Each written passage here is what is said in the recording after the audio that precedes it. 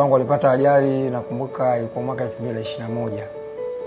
Waligongwa na gari wakawa mahututi.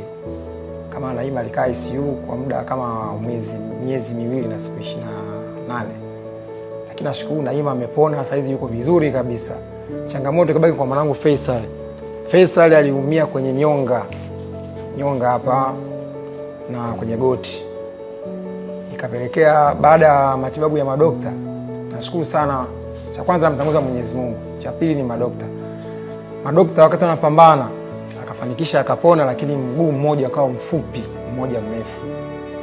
Pia kwa uwezo wa madokta na Mwenyezi Mungu pia wakajitahidi sana, na nashukuru sana madokta kwa kumrefusha mguu mwanangu. Wakamkata mfupa kwa ndani, wakamuongea mfupa wa nje ambao nilikuwa namfanyia adjust kwa kila siku kwa muda wa mwezi mmoja.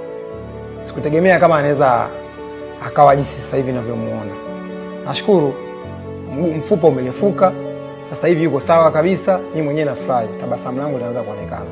Na pia napenda kumshukuru Rais Mama Samia Suluhu kwa kutuwezesha, kutuletea vifaa vya kisasa. Mwanangu anafanywa operation mwenyewe anaenjoy, yani anajisikia raha, hata apigi kelele, hata arii.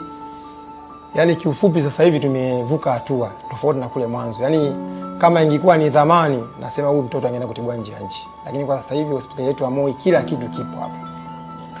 Napenda kuwashukuru watumishi wa Moi, akiwepo Dr. Mchalo, Dr. Nasla, Dr. Siime, Dr. Ruge. Yani na mpaka manesi wa kule juu kule, kuna akina Anamsifu, kuna akina Tatu. Yani kiufupi Moi wako vizuri sana, nawashukuru sana. Nawashukuru wote mpaka hapa nilipofikia. Mwenyezi Mungu awatunze.